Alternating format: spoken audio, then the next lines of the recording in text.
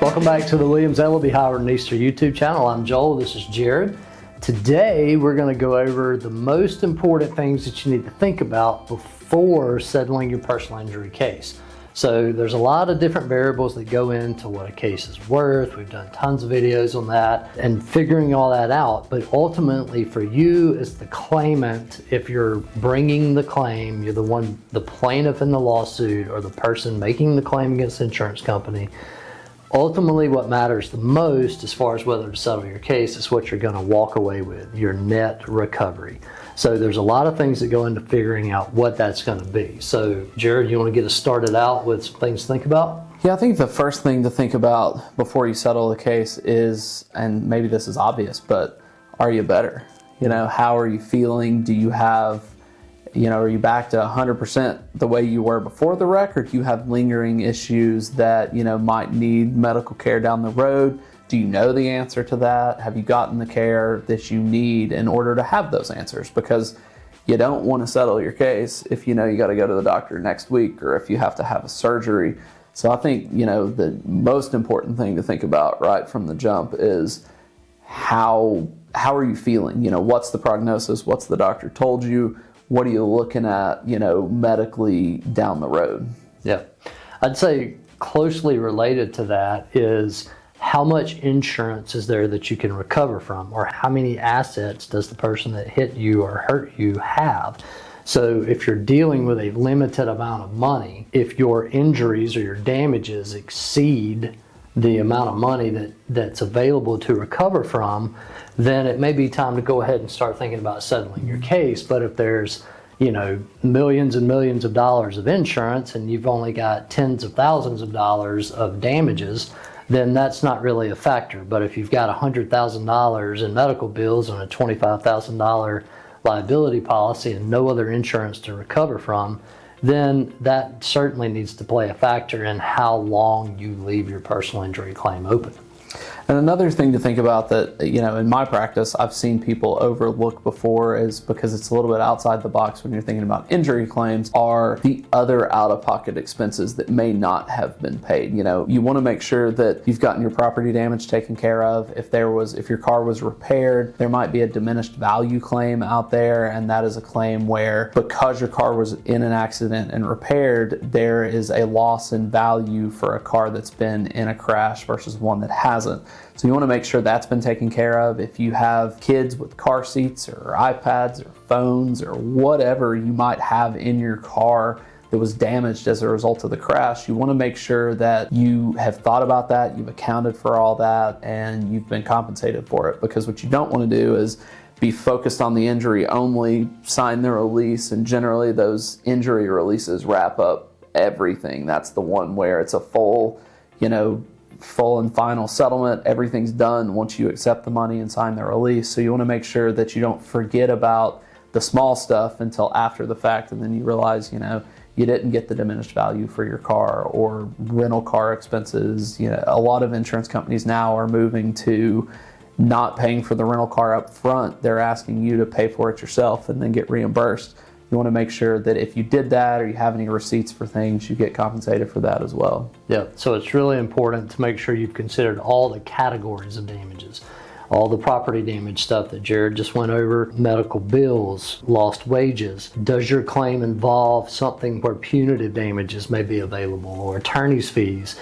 In addition to the typical things like medical bills and pain and suffering, depending on the state you're in and what you can recover, there's a lot of different areas that you want to make sure you've at least thought about and considered before you settle your case.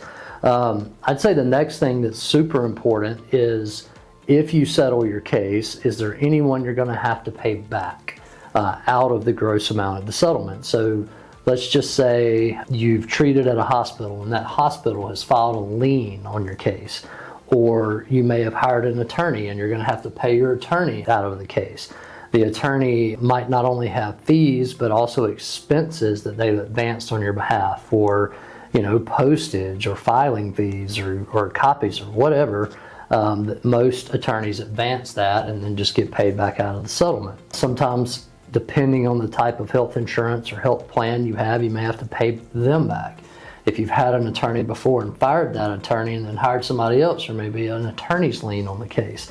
So you have to figure out and know who all has to be paid back out of the settlement and how much they have to be paid back out of the settlement. So if you're considering settling your case, all these other people that have to be paid back, you might want to think about that and nail down exactly how much they have to be paid back, because that's going to inform what you can settle the case for to make sure that you receive a fair net amount in the settlement.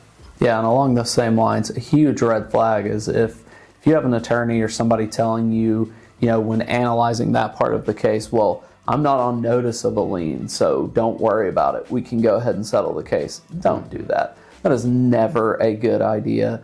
Because you're just going to get sued later on down the line. Correct. And whether, some lawyers will tell you that you don't owe the money, they don't have a valid claim. You don't want to find out after you've already paid your attorney and he's gone. We strongly advise you to seek out those liens. It might seem counterintuitive that we spend a large portion of our day looking for people you might owe money to, but it's the best way to handle it, because that way, one, we can take care of it. We can see if it's a valid claim for money or not, but also at the end of the day, everything's tied up. There are no loose ends. You know that if Joel tells you you're getting $10,000, you're getting $10,000. You're not going to get $10,000 and then have Medicare show up 3 weeks later and tell you owe them 30, because that's not a good feeling. You definitely do not want to be there. So yes, make sure that you do consider it and you actively seek out. If you know you got health insurance, if you know there's something out there, take care of it ahead of time, because it will be much better off in the long run for getting you the value that you deserve. That's right. I think that pretty much covers the main things that you need to consider prior to settling a case. You identify all the different types of damages that you're entitled to recover. You figure out who's got to be paid back, how much they have to be paid back. And then, we've done other videos on what actually is a fair settlement amount based on your specific case, considering fault and all that. That's kind of beyond the scope of this video. But ultimately, when you're talking about settlement, you should be at a point where you know what the numbers are that are being exchanged.